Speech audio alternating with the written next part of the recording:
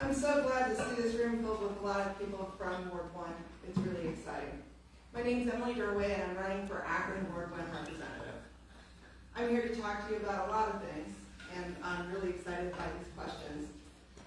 It's been so exciting going around and canvassing. We've been canvassing almost every day. We don't have anybody paid to canvass in our campaign. It's something that our volunteers are doing, and I'm mainly doing as well. And it's taught me a lot about my community, and it's reaffirmed the things I believe from living here and growing here. I love our community. I want to make sure we have a strong and vibrant advocate for ourselves in the city. A year ago, when our representative resigned, I had a bunch of people contact me and ask me if I would run just because they know how outstanding I am and the way I speak, that I'm outspoken, and my true interest in the community. I've volunteered for almost every single arts organization there is in here. I volunteered for the immigrant organizations who are actually in the city, especially 4 years ago, or 8 years ago now, during Trump's time. And I believe that I have the individual advocacy skills and also the systemic advocacy from my experience doing criminal justice and community organizing around criminal justice reform. That's the reason I believe that I would be a wonderful representative for our area. Thank you. So I'm going to ask. Oh, sorry. That's okay. I just want to say a couple more things about where I'm from. Oh, yeah, of course. Okay, thanks. I shouldn't have looked at you, and I apologize. My family's been here for about 6 generations.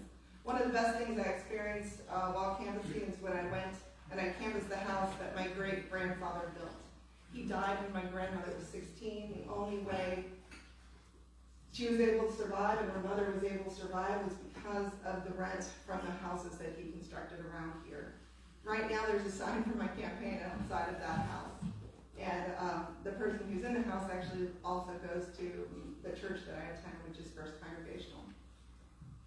It's amazing to see how such a large community and such a long community, because it's from North Hampton Hills down to the University of Akron, how we're all still very much connected. This is a unique area. And I think that right now I'm a criminal defense attorney. I work for Stark County Public Defender's Office. I also had a private practice here in Summit County as well for 12 years. During that time period, I was lucky enough to be able to meet so many of the people in this room.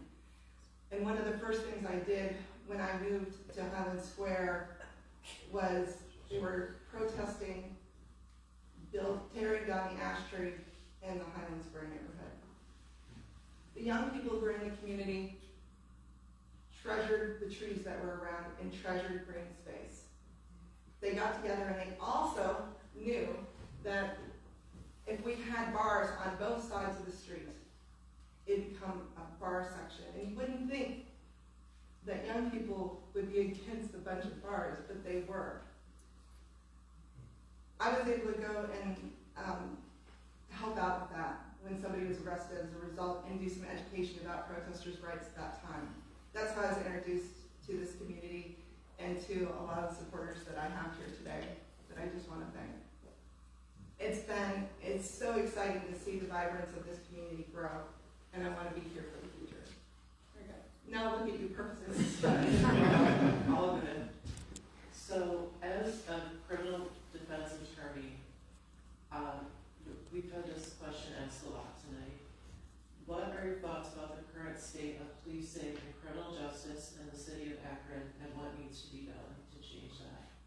Right now we have more than a 2-tiered system for our criminal justice system, and it's horrendous. Nobody should be afraid that when they go out, they're going to be shot by the police. And people shouldn't be afraid to call the police because they're more likely to be shot than helped. This is a problem we have in our city and must be addressed. City Council has some of that power. I was glad that they extended what they were going to give, the money they were getting in the budget for the Police Oversight Committee. But it's more than that we need.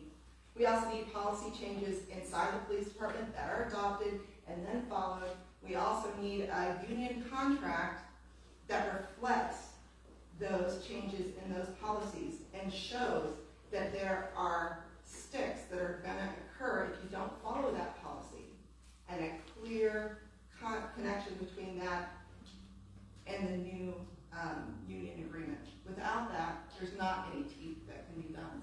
It's going to take time. Part of that will be a use of force review. Part of that will also be the policy change that they're looking at when they're talking about protesters' rights. That's also a big deal. That it's one thing to write the policy, it's another thing to make sure it's adopted, make sure it's implemented, and then make sure it's trained.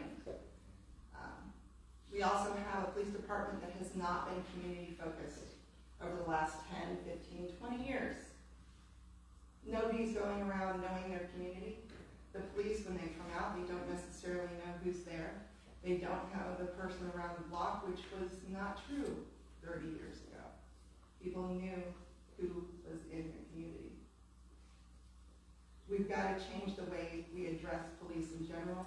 We need to have police education, and we don't just need once a year, twice a year police de-escalation training and CERT training. We need something more substantial. And that includes also recruiting people from our community to be police officers so people are part of the community. Without that, there's still going to be a huge break between the community and us. And if the police are not part of who we are, and we do not have a connection to those police, there's always going to be this divide. And people who are African American, women, immigrants, will forever be treated as second-class citizens in that world. It's something that every single person needs to stand up for in our city. Another question that has been very pressing is talking about the current persecution and aggression towards the immigrant and refugee communities throughout the country.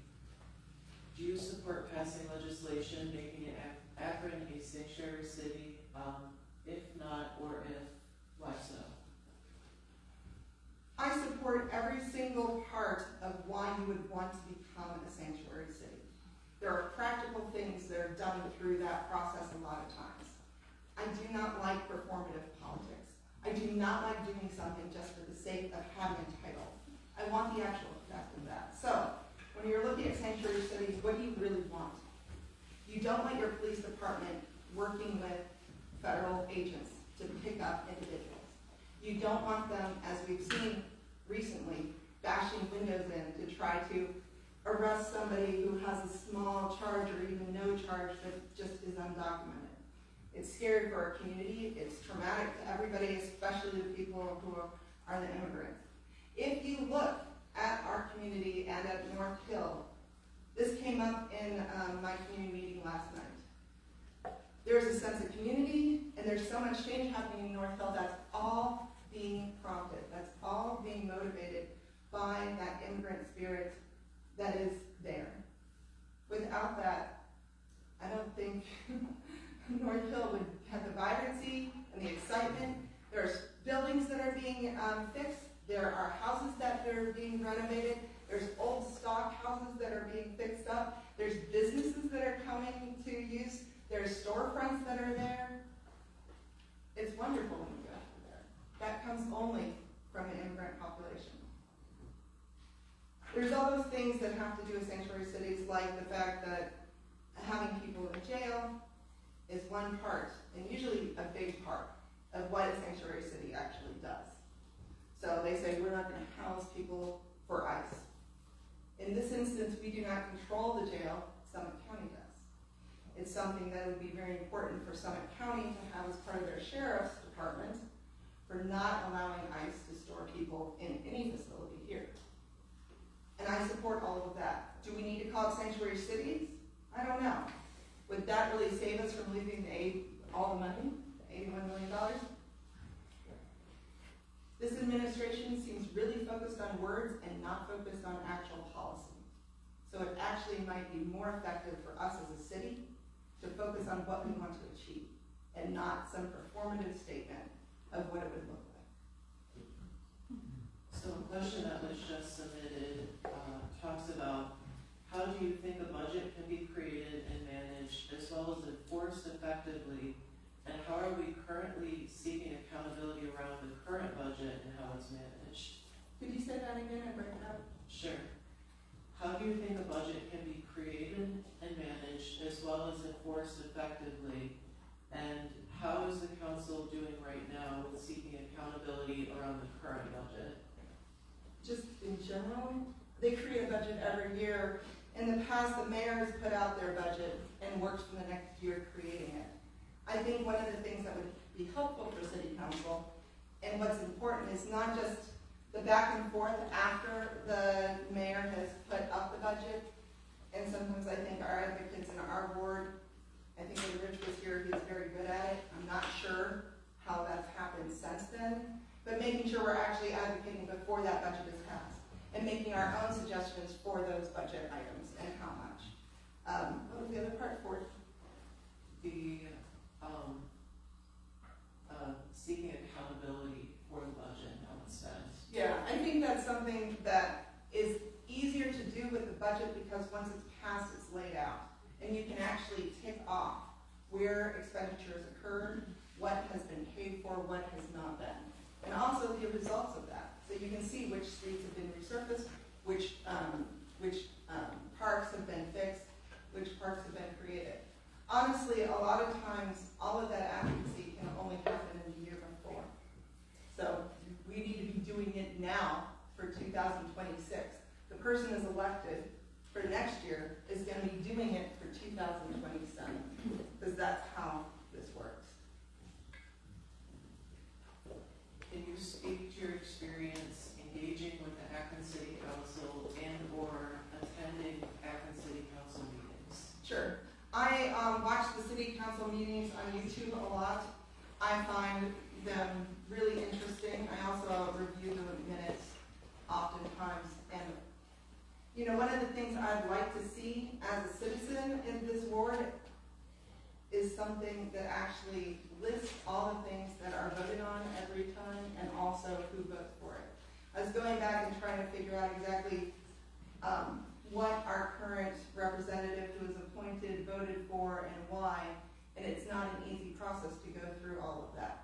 You actually have to compile it, and there's no reason why part of the process for making those minutes would not be also doing a spreadsheet that would be more accessible to the everyday person and also compile it. I believe it's one thing that the city has to do to increase the transparency for its citizenry. This question was just submitted.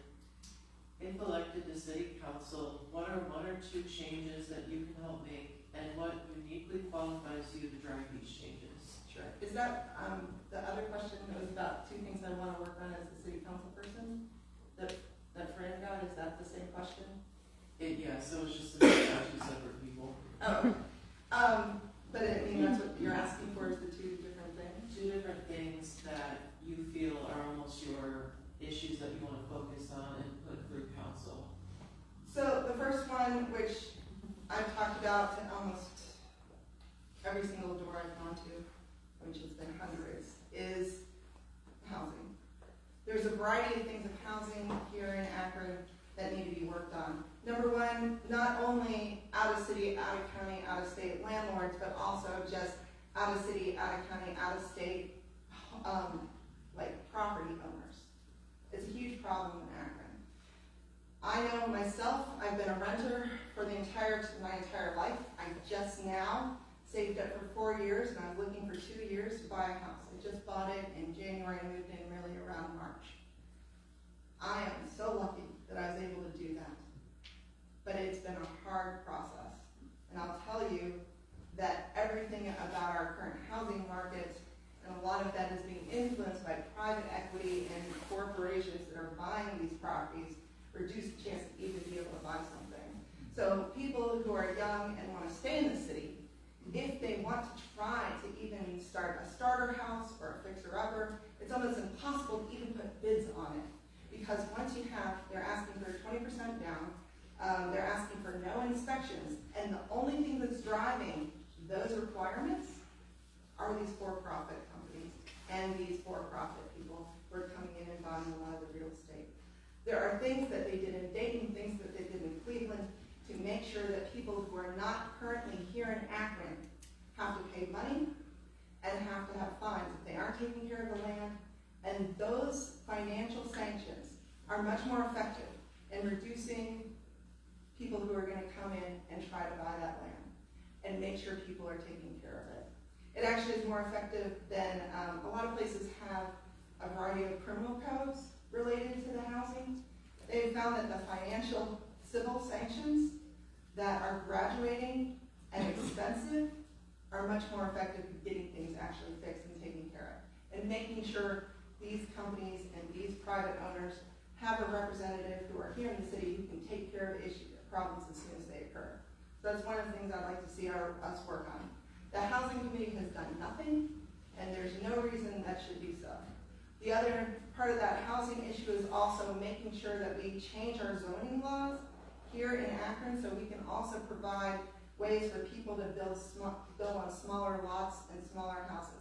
I don't like the term tiny house because it sounds trendy, but finding ways that we can accommodate smaller houses and smaller land. So if people want to have a smaller place, and they will actually be able to buy that and own it as a single person or a couple.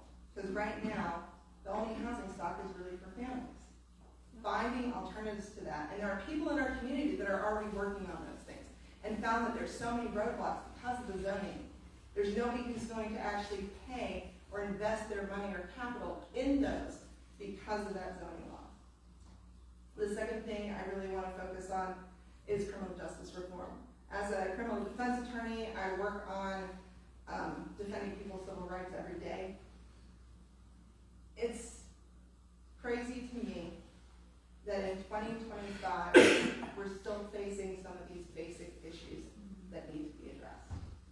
Nobody should be feeling routinely and systemically like they're a second-class citizen and there's a second world. If I heard gunshots outside, and as a white woman who is nearing 50, goes outside, and I hear gunshots, and then I start running away, I'll tell you one thing that wouldn't happen to me. I wouldn't be shot by the police. But that's what happened with Jazz. So making sure we have accountability and we stick through the process that we have to have that's complex to change those rules and make sure there are things that will include that people, where that doesn't happen again. But it's not an easy fix. And I'm here to stick it out and make sure that's done. So we have about 2 minutes remaining. Would you like to do a concluding statement? Sure. On whatever issue or whatever you want to talk about? Okay. I just want to thank everybody who's welcomed me into their home, given me coffee or tea when it's been cold. It's been rainy and cold for the last 3 months during all of this canvassing and snowy, and I've just been overwhelmed by everybody's support. I will say that one of the things that's really moved me during this process is talking to citizens who don't necessarily have a big stake in the criminal justice department. It might be a white person who is not going to be shot by the police when they're walking outside and feels very comfortable calling the police. Yet, those are the voices actually that are also unanimous, almost unison in how they feel about the need for the change. And that has been heartwarming, because I didn't know if I'd find that when I went out and talked to everybody who wasn't somebody already in my sphere. I've also been really encouraged by the uniformity of what people want. So we're at this weird, I keep on calling it the witch's finger, because our district is strange and narrow and curved. And during that process, it's been overwhelming how much people want to participate and how much people know what is going on and have watched it. They've watched city council. They know what's happening on the Akron School Board, as hopefully everybody in this room does. They know what's happening in City Hall. They understand even the politics of City Hall, and they understand what needs to be done. I believe I'm a person that not only can advocate for our city and our ward, but but I believe I also have the ability to work with different people on the board. So again. It's your time. I know, thank you.